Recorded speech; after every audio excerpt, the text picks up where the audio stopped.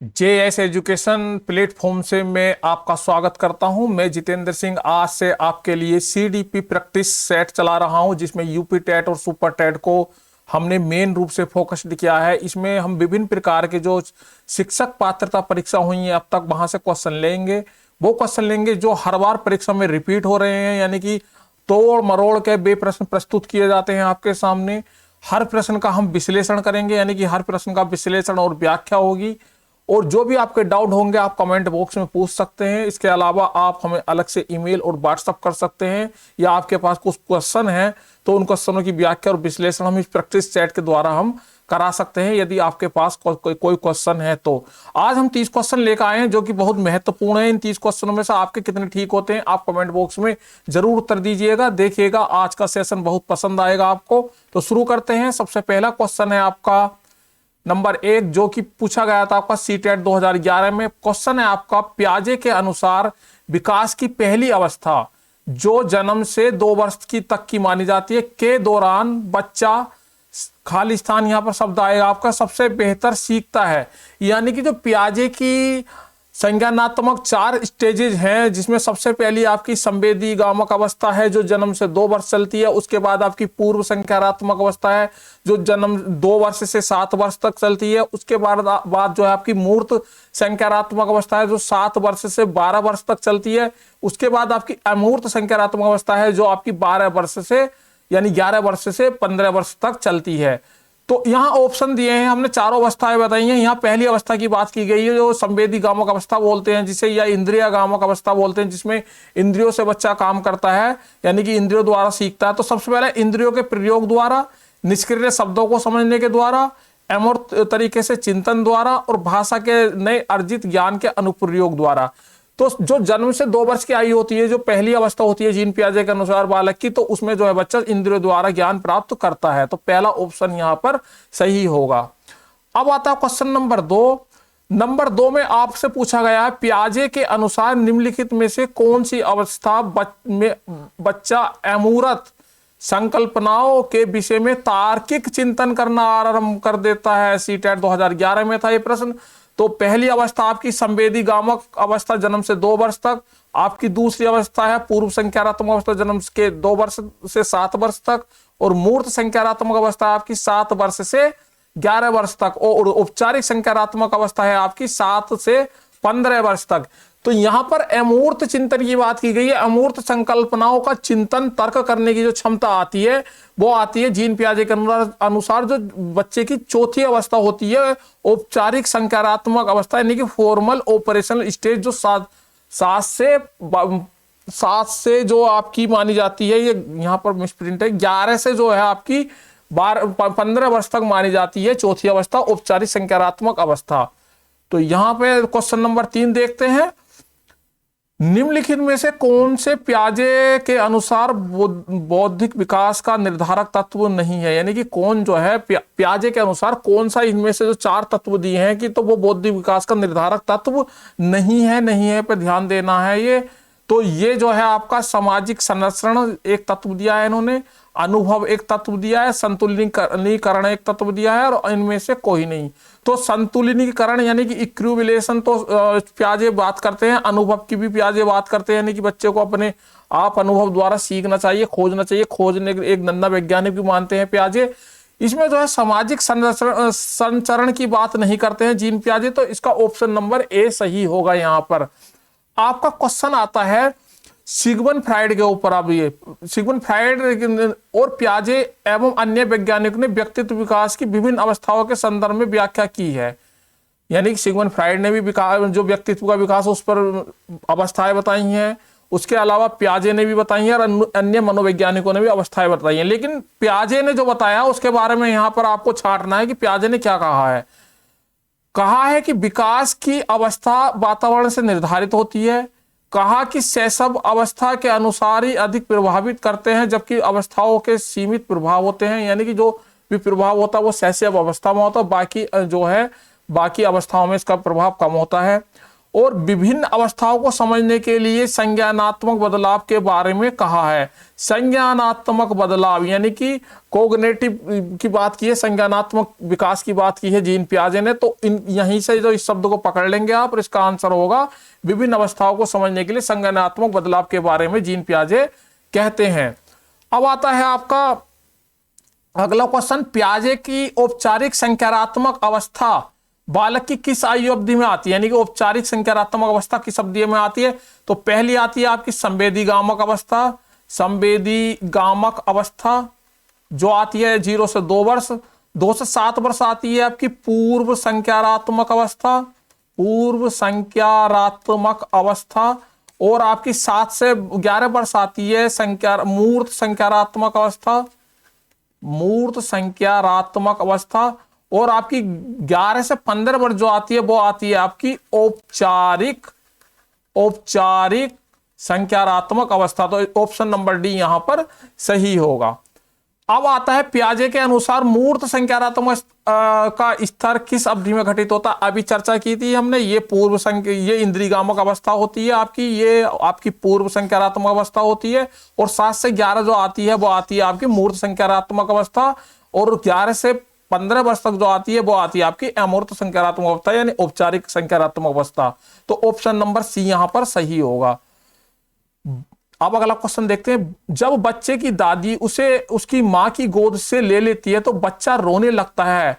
बच्चा के कारण रोता है, किसके कारण रोता है। सामाजिक दुविधा के कारण, दुश्चिंता के कारण, संवेगात्मक दुश्चिंता के कारण, अजनबी दुश्चिंता के कारण, वियोग दुश्चिंता के कारण। बताइए, अपना आंसर बताइए, यहां पर दिमाग लगाइए। तो यहां पर आंसर होगा आपका डी सही, यानी कि वियोग दुश्चिंता के कारण जो है बच्चा रोने लगता है।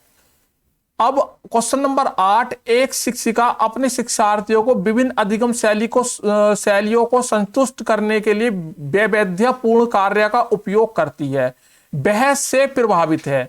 यानी कि एक शिक्षिका है जो अपने शिक्षार्थियों यानी कि अपने बालकों को, अपनी कक्षा के बालकों को विभिन्न अधिगम शैलियों को संतुष्ट करने के लिए वैविध्यपूर्ण कार्यों का उपयोग करती है, विभिन्न कार्यों का उपयोग करती है, विभिन्न शिक्षण शैलियों का प्रयोग करती है वो अध्यापिका बच्चों को समझाने के लिए। तो वह किससे प्रभावित है। कोहलबर्ग के नैतिक विकास से प्रभावित है, गार्डन के बहुबुद्धि सिद्धांत से प्रभावित है, वाइगोत्स्की के सामाजिक सांस्कृतिक सिद्धांत से प्रभावित है, या पियाजे के संज्ञानात्मक विकास से प्रभावित है।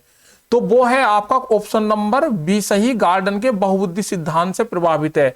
गार्डन बताते हैं कि हर किसी के पास विभिन्न बहुबुद्धि होती है, उसमें ताकत और कमजोरियां होती हैं। यही कारण है कि शिक्षकों को यह तय करना चाहिए कि विषय वस्तु और छात्र के व्यक्तिगत वर्ग को देखते हुए पाठ्यक्रम सामग्री सर्वोत्तम तरीके से कैसे प्रस्तुत की जाए। इसी के चलते जो आपके गार्डन महोदय हैं उन्होंने बुद्धि से संबंधित 8 योग्यताएं बताई हैं। ये विस्तृत रूप से हमारी जो है आप अलग से क्लास देख सकते हैं इसके बारे में। तो यहाँ पर गार्डनर के बहुबुद्धि का सिद्धांत यानी कि बहुबुद्धि का सिद्धांत कहता है कि विभिन्न योग्यताओं के अनुसार अपने जो विभिन्न कार्य हैं उन्हें करने की शक्ति होती है मनुष्य के अंदर। अब आता है क्वेश्चन नंबर 9 आपका। कोहलबर्ग के अनुसार शिक्षक बच्चों में नैतिक मूल्यों का विकास कर सकता है। यानी कि जो कोहलबर्ग हैं वो जो है कहते हैं कि शिक्षक बच्चों में नैतिक मूल्य का विकास कर सकता है। यहाँ ऑप्शन दिए हैं, धार्मिक शिक्षा को महत्व देकर, व्यवहार के स्पष्ट नियम बनाकर, नैतिक मुद्दों पर आधारित चर्चाओं में शामिल कर और कैसे व्यवहार किया जाना चाहिए इस और कठोर निर्देश देकर। यानी कि कठोर निर्देश देना, व्यवहार करवाना, ये चीजें जो कभी भी जो है बच्चे पे लागू नहीं होती। स्पष्ट व्यवहार की भी कोहलबर्ग बात नहीं करते कि वो व्यवहारवादी की बात नहीं करते, और धार्मिक शिक्षा का भी उन्होंने कोई जिक्र नहीं किया है। उन्होंने केवल नैतिक मुद्दों पर, नैतिकता के बारे में बताया, नैतिक मूल्यों के बारे में बताया है। तो नैतिक मुद्दों पर आधारित चर्चाओं में शामिल होकर जो है हम जो है नैतिक मूल्यों का विकास कर सकते हैं बच्चे की। इसके बाद आता है आपका कोहलबर्ग के अनुसार सही गलत प्रश्न के बारे में निर्णय लेने की शामिल चिंता प्रक्रिया को कहा जाता है सहयोग की नैतिकता, नैतिक तर्कणा, नैतिक यथार्थवाद और नैतिक दुविधा। देखिए नैतिक दुविधा में क्या होता है। नैतिक दुविधा में कोहलबर्ग कहते हैं कि हम सही और गलत के मध्य निर्णय लेने में जब दुविधा या समस्या महसूस करते हैं तो उसे नैतिक दुविधा कहते हैं। और जो नैतिक तर्कणा होती है वो होती है दो विचारों के मध्य सही है या गलत है। यहां दो विचार हैं, कोई बात है, तो उस विचार के सही या गलत के बारे में जब हम निर्णय लेंगे तो वो होगी नैतिक तर्कणा। तो यहां पर नैतिक तर्कणा इसका सही उत्तर होगा।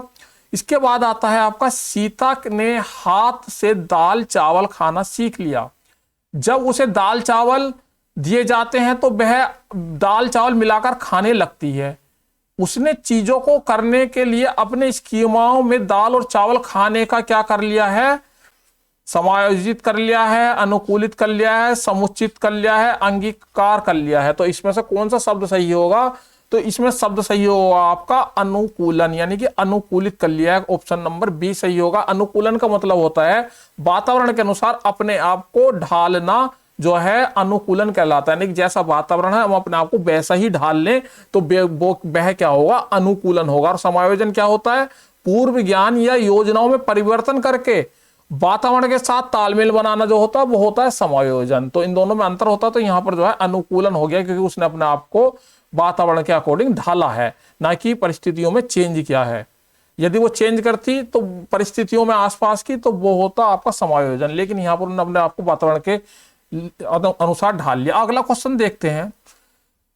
एक शिक्षिका दो एक समान गिलास को प्रदर्शित करती है, यानी कि दो एक से समान गिलास हैं बराबर मात्रा के, जो जूस की समान मात्रा से भरे हुए हैं। वह उन्हें दो विभिन्न गिलासों में खाली करती है, जिसमें से एक गिलास लंबा है दूसरा चौड़ा है। वह बच्चों को उस गिलास की पहचान करने के लिए कहती है जिसमें जूस ज्यादा है। शिक्षिका के बच्चों को कठिनाई है, किस चीज की कठिनाई है, विकेंद्रीकरण की कठिनाई है, पलटापी की कठिनाई है, समायोजन की कठिनाई है, या अहम केंद्रिता की कठिनाई है। क्वेश्चन को समझने के लिए मैं यहां पर थोड़ा सा आपकी व्याख्या कर देता हूं। दो बर्तन है, दो कप हैं, मान लीजिए ये दो कप हैं, समान कप हैं। ये आपके 250 ml इसमें जूस है, इसमें जूस है आपका 250 ml जूस है ये। इसे जो है वो क्या काम करती है कि एक तो लंबे बर्तन में और दूसरा जो है चौड़ा बर्तन है। ये भी 250 ग्राम जूस आता है इसमें, यानी कि लीटर या मिलीलीटर। तो ये मात्रा बराबर है, लेकिन इनका आकार बदल दिया। तो इसमें जो है बच्चे को पहचानने के लिए कहती है कि कौन से गिलास में जूस ज्यादा है। तो शिक्षिका बच्चों के को कौन सी कठिनाई से, शिक्षिका के जो बच्चे हैं कौन सी कठिनाई से गुजर रहे हैं, तो वो गुजर रहे हैं विकेंद्रीकरण से। विकेंद्रीकरण में क्या होता है, एक ही समस्या को अलग अलग रूप से समझ पाने की योग्यता, या समस्या समाधान को अलग अलग तरीके से सोचना, यानी कि कोई एक ही चीज है उस समस्या को, उसके समाधान को अलग अलग तरीके से सोल्व करना जब बच्चे में आ जाता है तो वो होता है आपका विकेंद्रीकरण।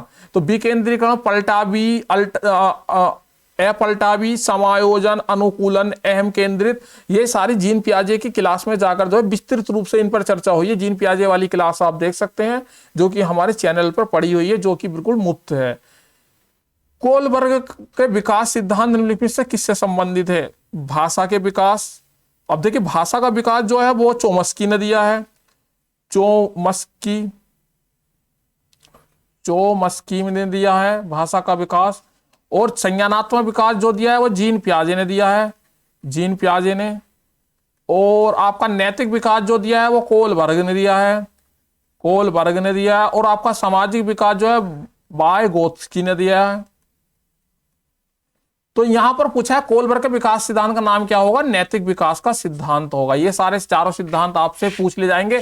अब की बार आपसे पूछ लिया जाएगा कि जीन पियाजे के सिद्धांत का नाम क्या है, आप वाइगोत्स्की के सिद्धांत का नाम क्या है, चोम्स्की के सिद्धांत का क्या नाम है। इस तरीके से क्वेश्चन तोड़ मड़ोड़ के पूछ ले जाते हैं। एक ही क्वेश्चन से 2 क्वेश्चन 3 क्वेश्चन बन सकते हैं। निम्नलिखित में से कौन सा वाइगोत्स्की के सामाजिक सांस्कृतिक सिद्धांत पर आधारित है? मैंने कहा सामाजिक सांस्कृतिक सिद्धांत में बात करी है वाइगोत्स्की ने कि एक तो उस पर जो चीज आधारित है उस सिद्धांत पर, वो यहाँ देखनी है। पारस्परिक शिक्षक, सांस्कृतिक निरपेक्ष संज्ञानात्मक विकास, अंतर्दृष्टि पूर्ण अधिगम, सक्रिय अनुकूलन। ना तो सक्रिय अनुकूलन की बात की है वाइगोत्स्की ने, ना अंतर्दृष्टि की बात की है, और ना संज्ञानात्मक विकास की बात की है। उन्होंने की है सामाजिक सांस्कृतिक सिद्धांत की बात। और सामाजिक सिद्धांत, सांस्कृतिक सिद्धांत के अंतर्गत आता है आपका पारस्परिक शिक्षक, यानी ऑप्शन नंबर ए यहां पर सही होगा। निम्नलिखित में से कौन सा निहितार्थ जीन पियाजे के संज्ञानात्मक विकास के सिद्धांत से निकला है, यानी कि कौन सा जीन पियाजे के सिद्धांत से निकला है? तो बच्चों की अधिगमनात्मक तत्परता के प्रति संवेदनशीलता, व्यक्तिगत विभेदों की स्वीकृति, खोजपूर्ण अधिगम, शाब्दिक शिक्षण की आवश्यकता। तो जीन पियाजे के अनुसार संज्ञानात्मक विकास के सिद्धांत से कौन सी चीज नहीं निकली है वो देखनी है। तो यहाँ पर जो आपके बच्चों के अधिगमनात्मक तत्परता के संवेदनशीलता, ये जो है इनके सिद्धांत का निहात से निकली हुई है। व्यक्तिगत विभिन्नता भी स्वीकार्य है। इन्होंने खोजपूर्ण अधिगम की तो ये मुख्य बात करते हैं, बच्चे को इन्होंने नन्ना वैज्ञानिक बताया। तो इसके अलावा जो बचती है आपके पास शाब्दिक शिक्षण की आवश्यकता बचती है, जो कि जीन पियाजे की बात नहीं करते हैं, यानी कि भाषा की बात इन्होंने नहीं की है। अब आता है कक्षा में यहाँ डैश में भरना है कि कौन सी कक्षा है। कक्षा में वास्तविक सांसारिक समस्याओं से संबंध जटिल परियोजनाओं पर कार्य करते हुए अध्यापक व छात्र एक दूसरे के अनुभवों से परस्पर ग्रहण करते हैं। यानी कि कैसी कक्षा में जो है सांसारिक समस्याओं से संबंधित जटिल परियोजनाओं पर कार्य कर रहे हैं, छात्र और अध्यापक एक दूसरे के अनुभवों से परस्पर वो कुछ ना कुछ ग्रहण कर रहे हैं। तो उस कक्षा का क्या रूप होगा? वो पारंपरिक कक्षा होगी, रचनात्मक कक्षा होगी, अध्यापक केंद्रित कक्षा होगी, या सामाजिक संरचनात्मक कक्षा होगी।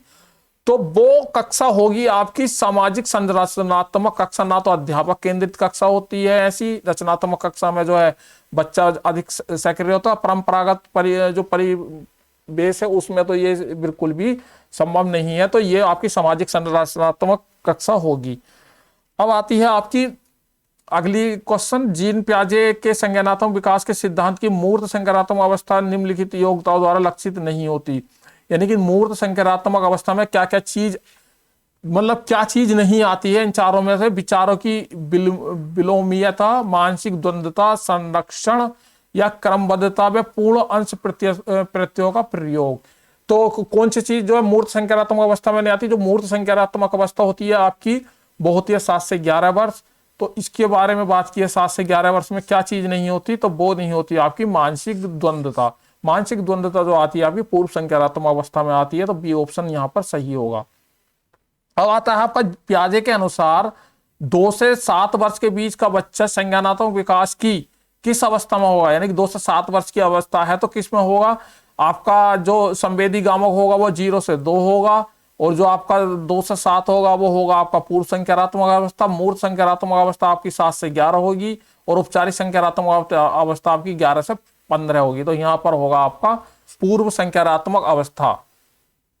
अब आता है अगला, अमूर्त वैज्ञानिक चिंतन के लिए क्षमता का विकास निम्नलिखित अवस्थाओं में से किसकी एक विशेषता है? संवेदी गामक अवस्था, पूर्व संज्ञानात्मक अवस्था, मूर्त संज्ञानात्मक अवस्था, औपचारिक संज्ञानात्मक अवस्था। तो जो आपकी अमूर्त चिंतन या आपकी कल्पना काल्पनिक चिंतन या आपका जो भी इस तरीके के चिंतन होते हैं वो आते हैं आपके औपचारिक संज्ञानात्मक अवस्था के अंतर्गत। जीन पियाजे की जो चौथी अवस्था है उसके अंतर्गत आते हैं। एक बच्चा तर्क प्रस्तुत करता है, आप यह मेरे लिए करें, मैं आपके लिए करूंगा। यानी आप यह मेरे लिए करें, मैं आपके लिए करूंगा। यानी कि जो काम आप मेरा काम कीजिए, मैं इसके लिए ये काम करूंगा। यह बच्चा कोलबर्ग की नैतिक तर्क प्रणाली की किस स्टेज के अंतर्गत आता है? देखिए इन्होंने जो बताई है, इनकी जो है 3 स्तर हैं इनके, और 3 स्तर हैं कोलबर्ग के, और हर किसी की जो है 2-2 अवस्थाएं हैं, 2-2 अवस्थाएं हैं। तो इस तरीके से कह सकते हैं कि कुल मिलाकर 6 अवस्थाएं। तो 6 अवस्थाएं में जो होती है आपकी दूसरे स्तर में रूढ़िगत नैतिकतावाद की अवस्था के लिए जो एक अवस्था बताई है इन्होंने, अच्छा लड़का अच्छी लड़की बनने की आशा, तो ये इसका ऑप्शन होगा। ये इसके लिए आपको कोलबर्ग पढ़ना पड़ेगा। कोलबर्ग का पूरा चैप्टर जो है क्लास में पढ़ा हुआ है, तो ये चीजें आपको याद करनी पड़ेंगी। मानसिक संरचनाएं जो चिंता के निर्माण के प्रखंड होती हैं, इसके लिए पियाजे के किस शब्द का प्रयोग किया है? यानी जो मानसिक संरचनाएं हैं, जो मानसिक संरचना होती है, मानसिक चिंतन होता है, जो हमारे जो भी सूचनाएं होती हैं उनका जो प्रखंड है, जो निर्माण होता है, उस शब्द को क्या कहा है जीन पियाजे ने? जो चिंतन से और जो ज्ञान से हमारा जो निर्माण करते हैं हम सोच के, तो वो उसके लिए क्या शब्द प्रयोग किया गया? तो स्कीमा अवधारणा का प्रयोग किया गया। विकास के क्षेत्र, जीन और परिपक्व प्रखंड। तो इन तीनों शब्दों का कहीं जिक्र नहीं करा है उन्होंने, सिर्फ स्कीमा की बात करते हैं। स्कीमा क्या होता है?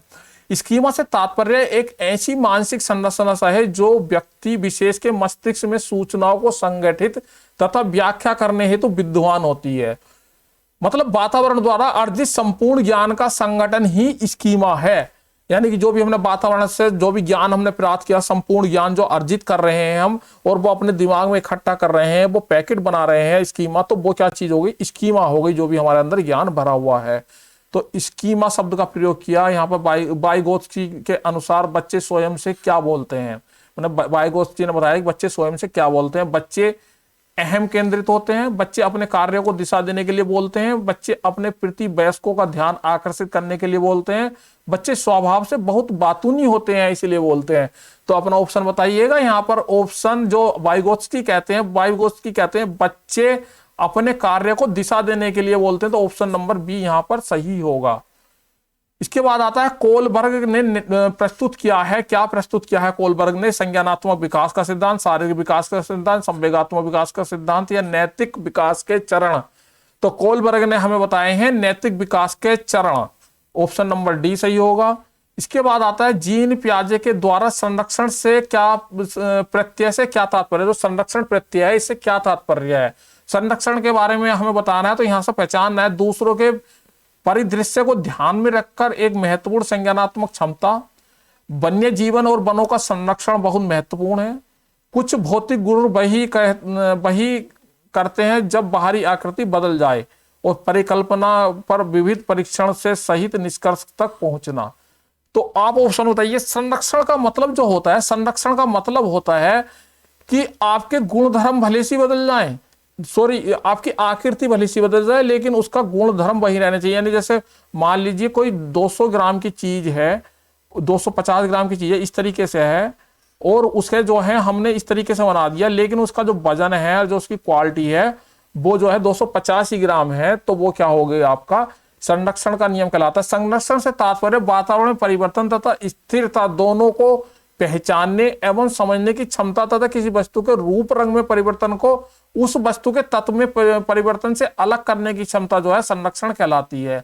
यानी कि जैसे जूस वाली बात थी कि जूस जो है उन्होंने एक छोटे गिलास में एक बड़े गिलास में भर दिया, उन दोनों में समझ पैदा करना कि इसके जो है गुण धर्म में जो है कोई अंतर नहीं है, केवल बाहरी आकृति बदल गई है।